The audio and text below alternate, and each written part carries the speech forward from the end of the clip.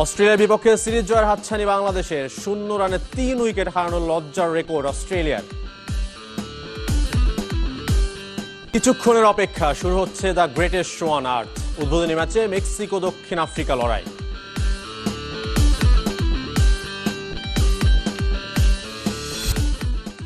বিশ্বকাপ খেলতে যুক্তরাষ্ট্রে গেল আসরের ফাইনালিস্ট ফ্রান্স। সোমালিয়ান রেফারিকে ফেরত পাঠানোর দায় যুক্তরাষ্ট্রকে দিলেন ফিফা বস। ক্রিকেটের খবর, বাংলাদেশ অস্ট্রেলিয়া সিরিজ ইতিহাস গড়ার অপেক্ষায় বাংলাদেশ। 192 রানের টার্গেটে জয়ের খুব কাছে টাইগাররা। শেষ খবর পর্যন্ত সংগ্রহ 5 উইকেটে 172 রান। মিরপুর টস জিতে ব্যাট করতে নেমে এদিনও প্রথম ওভারে তাসকিনের শিকার ম্যাথু শর্ট।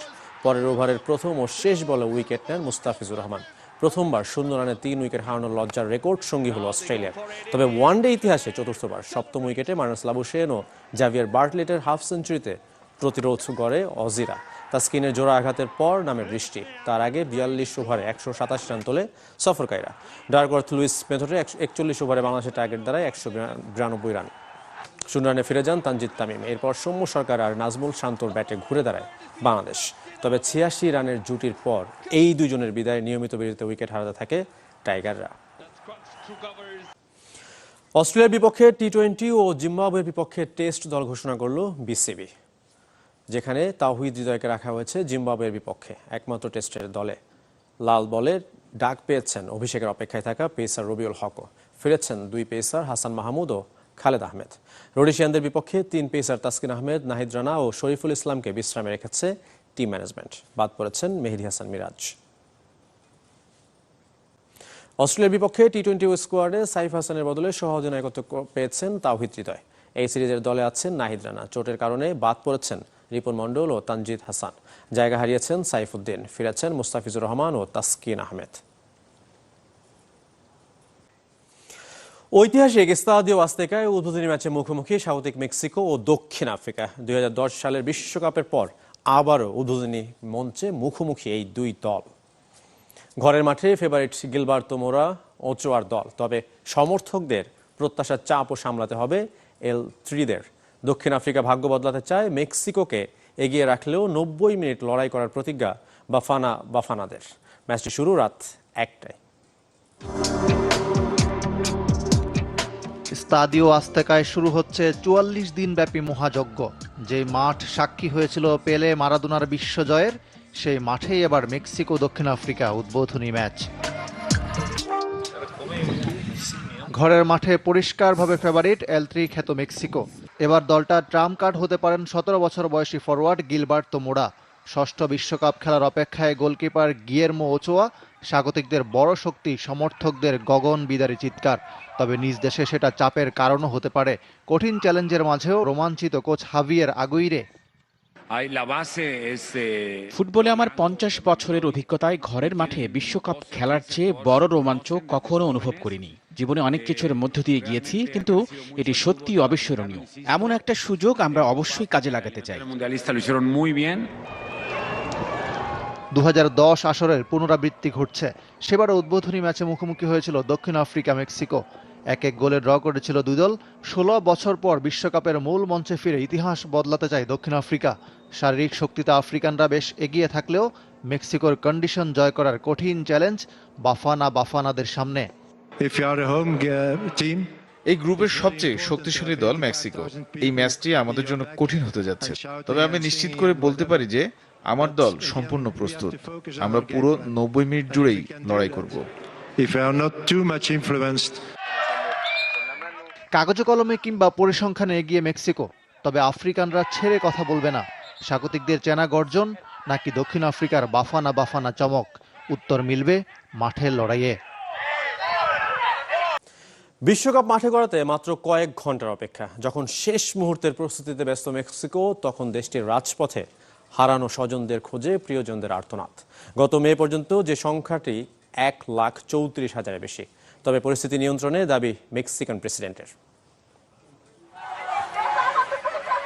দেশে ফিরেছে বিশ্বকাপ, তবে প্রিয়জনের খোঁজ মেলেনি লাখো মেক্সিকানদের। বিশ্বকাপ মাঠে গড়ানোর ঠিক আগ মুহূর্তে যারা বেছে নিয়েছে রাজপথ। গেল কয়েক বছরে মেক্সিকোর রাজনৈতিক পরিস্থিতি বেশ উত্তপ্ত।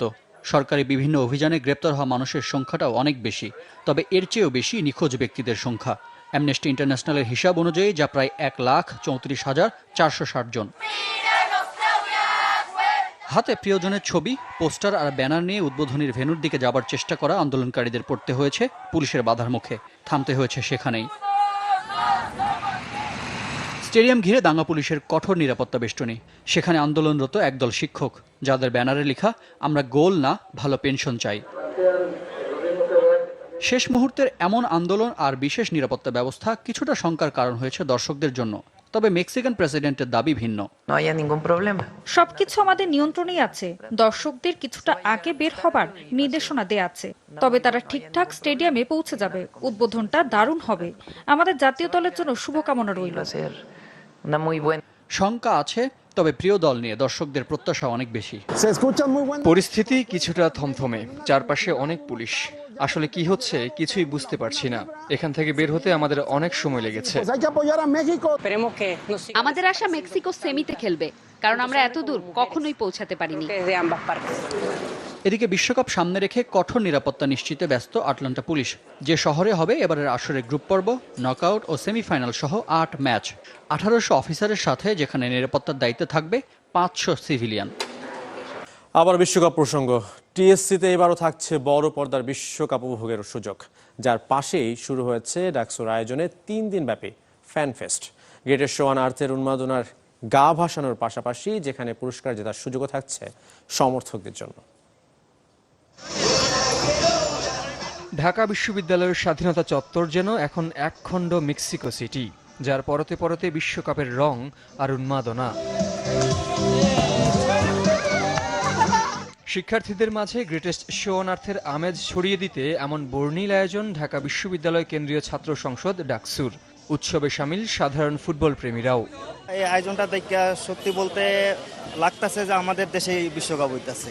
এনভায়রনমেন্ট আসলে খুবই ভালো, এন্ড আসলে টিএসসিতে এরকম এনভায়রনমেন্ট হবে ভাবিনি। মানে অ্যাকচুয়ালি মনে হচ্ছে একটু একটু নিউ ইয়র্ক।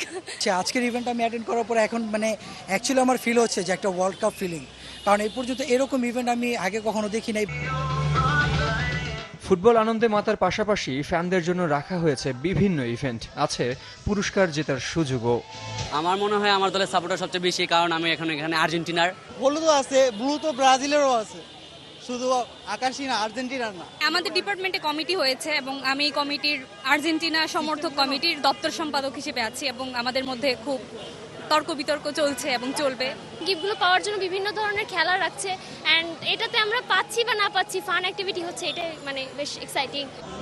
ফ্যানফেস্টের প্রথম দিন জমকালো হয়েছে জাতীয় দলের তারকা ঋতুপর্ণার উপস্থিতিতে। খেলোয়াড় পরিচয় ছাপিয়ে তিনিও যেন হয়ে উঠেছিলেন নিখাদ ফুটবল সমর্থক।